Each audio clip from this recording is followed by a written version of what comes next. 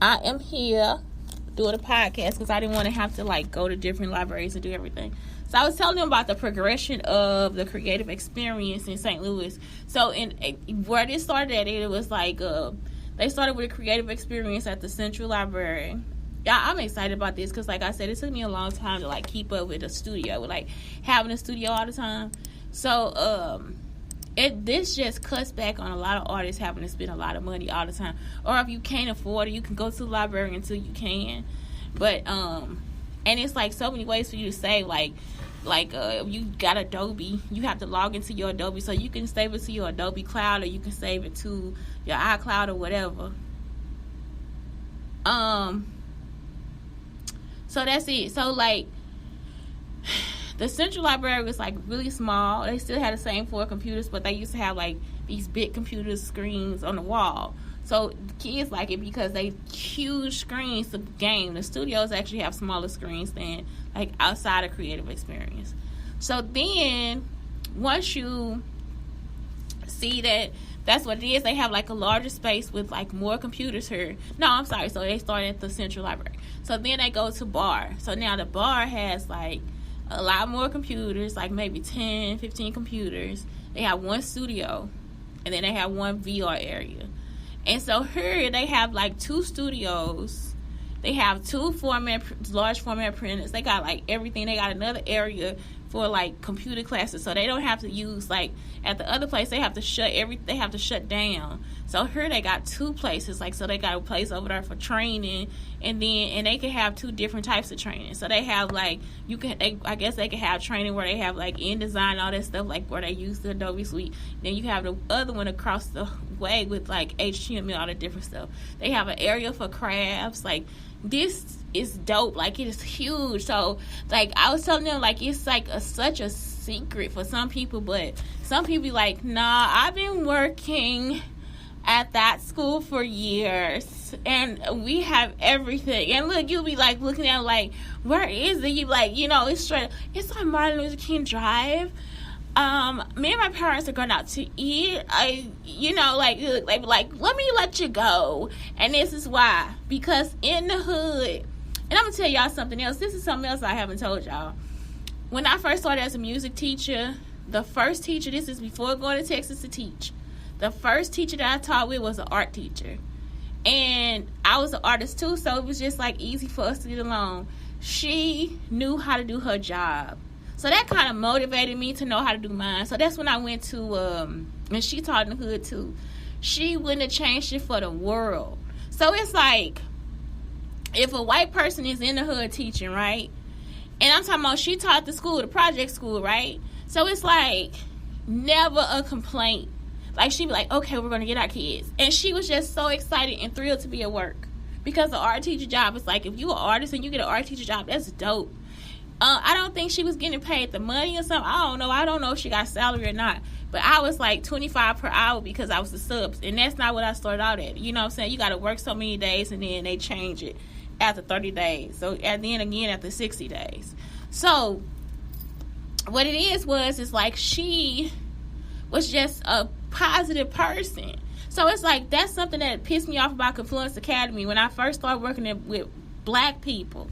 You know what I'm saying? At some of the schools in the hood, I would be like, why do you have this huge misconception? So they'll be thinking, well, she racist or she this, that, and the other. And it's like, no, because I see it's not that it was her skin color. It's just the fact that I see the kids the way she see the kids. Like, I'm just like, aren't they awesome? Like, she's like, look at this art. Look at what this kid did. Like, it's like so cool. And she was not that excited. She like real calm, like really calm, like high calm. Like, she's like, yeah, look at what they did today. Like, this is really great stuff. Like, she is so into the kids and the work. And so I guess it would have been nice for her to have a person like me there, because I'm not like all like, oh yeah, whatever, he did this, boo. She didn't even know like any other behavior problems that people would have.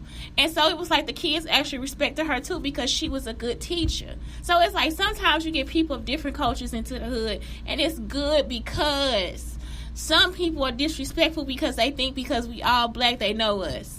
It's like, I don't want to talk to you like that. You know what I'm saying? I don't want to have this conversation because I don't know you. You know what I'm saying? Like, you don't know me. You don't know my culture. So somebody would assume, like, oh, my God, look at her. She's just, like, doing this because of this, that, and the other. And it's like, no, I'm with them because of how they view people. And that's, like, something else y'all have to look at, too, when y'all, like, start looking at people with interracial relationships or people with diverse friends. It's because we don't want to hear you tell us all the time what it's like in the hood. Like, it'll be like, oh, I don't go over there because they be shooting. I'm like, where are the gunshots? And if it was a gunshot, are you sure that wasn't a firework? You know what I'm saying? It's like, if you really out here in the neighborhood and you, like, really spoken out everything, and, like, it's like, it's not what you think. It's not what you think. You'll get few and far in between, and then you'll start to see who it is. Once you sit down with a person, like, when I first came here, it was a chicken bone on the floor, it was some chicken grease on the table. Somebody else would have been here, like, black people always do this shit. No, they don't. Some people do this. If you sat down and spoke to the person, you would eventually start picking up them chicken bones. It was just like the guy that I met at the shelter who was like, I'm a crackhead. He a young dude. He was like, yeah, I smoke crack too sometimes. Like, I be wanting to tell people because he like, I'll just tell people I smoke crack. Okay. So, I love him so much. I love him. I like being close to him and everything. And all I got to do is say, man, pick up your trash. You see what I'm saying? Put your trash in the trash can. He is so busy creating, being a good person, trying to figure out life, that he does not even think about the mess that he makes. Y'all understand what I'm saying? Even when he put his trash in the trash can, he don't even go back and pick all of it up. And he smoke crack. He go to work every day. Y'all see what I'm saying? So it's like, I can't say I am just upset with this young man. I can't say I'm not going to go over there next time and just help him pick up the trash a little bit more. I can tell him, but it's not for me to tell him either because I don't work there. But I'm saying, yeah, get your trash, put it in the trash can. And I don't even have to, you know what I'm saying? That's just like, that was my pet peeve. It's like, okay. Or he'll come and make a whole mess of the table. And the whole time, it's like, if you really talk to him, you will just fall in love. It'll be your little brother. You just like, oh my God, let me help him get this trash up. And so it's the same thing here. It's like, if we sit down and talk to the people, you will start to learn, yep, he need a little help or she need a little help. You see what I'm saying? And it's not for us to do all the time. You ain't got to fuss about it. You ain't got to be upset about it. Just sometimes sit down and get to know people. Because it's not the color of their skin. Sometimes it's just, sometimes if you really get to see what their life is like, you'll see why they are the way they are. And that's it. Like, that's the whole thing about traveling and seeing different people and actually just sit down and have a conversation. Now, I'm not going to say everybody going to be like that because some people will piss you off. But for the most part, 95% of the time, if you're not being stalked, what I'm telling you is true. If you just sit down and have that conversation, you'll be like, this motherfucker is dope. I love him. Like, I like to be close to him all the time. He's a Libra. Like, when he come in, I just want to hug him all day. I just lay on him and hug him all fucking day. Y'all see what I'm saying? Because it's like, why not? So that's what I wanted to go over, because it's like, that is such a great progression, and that's something that people don't tell you. So when you have the facilities and all this stuff in the hood, take care of it. Take care of it's officers at every station. I mean, every place, because somebody might come in and be like, they always got, even when it's black, they always got a policeman there. At Central, they have 5 or 6 police officers because it's big. At Bar, they have like, I don't know, I haven't seen Bar. Let me think. The officers are probably, oh yeah, it is. It's just one officer. It's actually 2, and she walking around all day. Two officers, a police officer come in. Sometime when the police is on a break, they just park in the back of the library and take a break. And then one officer right here in the front, but it's huge. It might be another one. So that's the other thing. Don't start, oh my God, they did this, that, and the other. Like, nope. It's like they do it at every library. So that's something else. It's like, I hate that too. Well, this, that every time something happens, this police officer.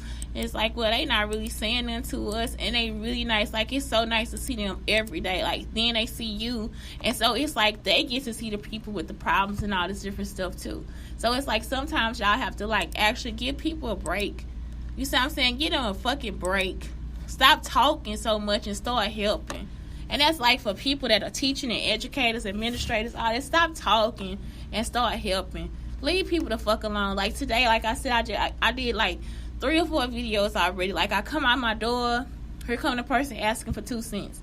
Then the guy behind me's trying to talk to me. Like he not trying to like holler, just trying to have a conversation. Period. We don't need to have a conversation. Then I get to the Papa John's, and here come the girl like with the fake ass attitude, talking all that shit. I don't want to do that shit with people. You see what I'm saying? Like I'm not like this. Not some shit I'm finna do. You not about to steal from my show so you can make a joke out of my fucking show. Make up your own fucking jokes. And it's like for people to think that women as comedians have to do that. Like y'all taking our shit and then you gonna make us be in your joke. It's my joke. I didn't make you become a part of my joke. You see what I'm saying? Like, yeah, let's do this. Like, we gonna do a video. I don't want to do that with you. Y'all see what I'm saying? It's like it's a constant situation. Then I get there, it's like this bitch standing there. You supposed to be a behavior therapist or whatever, or whoever the fuck you are. You supposed to be helping with trauma victims. You up here letting this bitch do this dumb shit. And you just like, what the fuck? So the woman started talking to me when I came in, and she started trying to make stuff up about the shoes. I was like, no, my back is hurt. She was like, well, was it your shoes? Was it the shoes? Was those the shoes? I said, the shoes are actually better. You see what I'm saying? So then the girl's just standing there. She's still standing there. Like she never came to take a report about somebody stalking me. Because she the bitch stalking me. Y'all see what I'm saying? That's what I told her when she got there too. I said, I think you a stalker. Y'all see what I'm talking about? Like, why would you send a crisis unit and I'm telling you this motherfucker stalking me? Y'all see what I'm saying? What you gonna let him eat? You gonna let him eat my ass? You gonna let him rape me on the street, bitch? Y'all get on talking about. I'm telling you, all this time I done been raped. Y'all just sit up. Y'all still do the same shit every fucking time. Y'all want them to eat y'all ass? Just ask them. Ask one of these dumb ass niggas to eat your ass. Stop telling them about me. Just tell them to eat your ass. Y'all, it's always some type of perverted shit. Y'all don't never see the perversion. Somebody was saying that too. Like it was like something where when I said something about how I was being kissed by my 2 friends or whatever, and somebody was like, oh my God, what happened in the car? Tell me this, that, and the other. And it's like, no, tell her to tell you about that rape. You see what I'm saying? Nobody wanted to talk about the rape. Everybody, we gonna gloss over that. Y'all let these motherfuckers delete my song and write a song for Beyonce. I mean, delete my show and then write a song about it for Beyonce. As I just told y'all that these niggas raped me, the whole video I'm going through crying, telling you that these niggas raped me. Y'all gonna sit up here and just act like that's some shit you gonna write for Beyonce. Y'all see what I'm saying? It's still the video. This shit don't make no sense. So I'm just like, what the fuck is wrong? All I said, I was like, y'all, I can't wipe my black off if I tried. Y'all understand? Like, that's the shit I did. Y'all standing there like that shit okay. But I tell you, 2 niggas was kissing me in the fucking car. Y'all in here going crazy. Now let me call the FBI because these men are stalking and raping her, saying the same shit they said yesterday. I'm going to go up to her and say it too. I'm talking about all I did was walk out the fucking door. And this shit got some of that sour ass cheese on there too. So it's just like, you gonna stand there as a bitch and do that shit, and I'm a fucking woman. Somebody was like, yeah, that's the fraternities and sororities. It is. Y'all stupid. So anyway, let's start, man. Because what else happened? Like, I got on a bus. He was like, make sure you activate your ticket. I don't always activate. I'll be trying to get away. Because it's like, for real, I don't got no money. Then it's like, okay, then give me, if you gonna stand here as a trauma person, give me some fucking bus tickets then. Come in here and give me some fucking bus tickets. Now you wanna come in here and have this little girl act a fool. You understand? We both black in a community that's mixed. You want this girl to stand here and have an attitude with me instead of like actually just giving me some fucking bus tickets. They don't never do nothing to help nobody. They so good at turning people down. Y'all don't need to be around black people. Y'all understand what I'm saying? Move to Chinatown or something. Go to a Hispanic community. Then that way you will have respect for people. Because you don't have respect for us. You see what I'm saying? We not black enough. Y'all, I want to be white for what?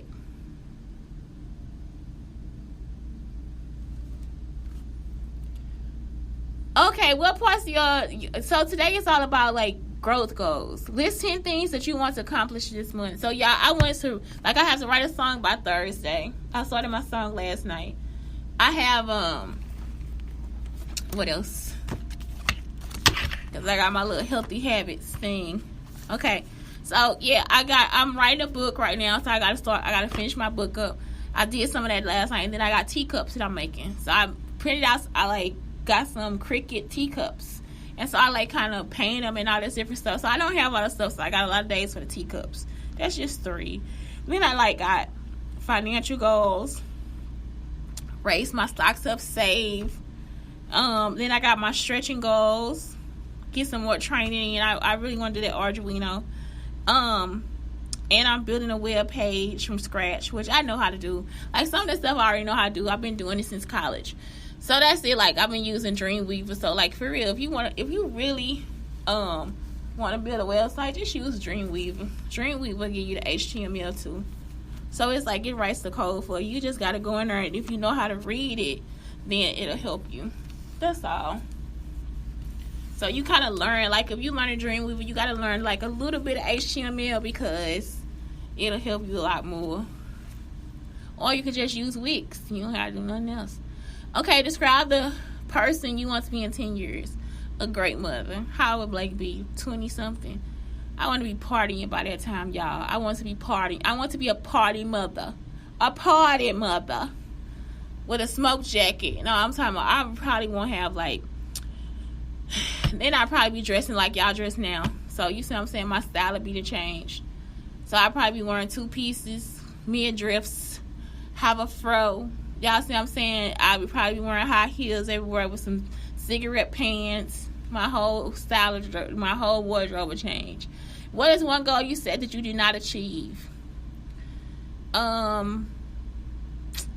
want to have more kids. What is something you always wanted to do? Lead the country. What is your dream job? Being a designer. What is your dream hobby? Being a designer. So that's it, y'all. Like, that's it. I just can't. I don't understand. I wish I did. I don't understand. I don't get it. I don't get people. I don't get y'all. I don't get shit y'all do. You know, a lot of this stuff is from people from Cahokia. The man just really wanted to marry me.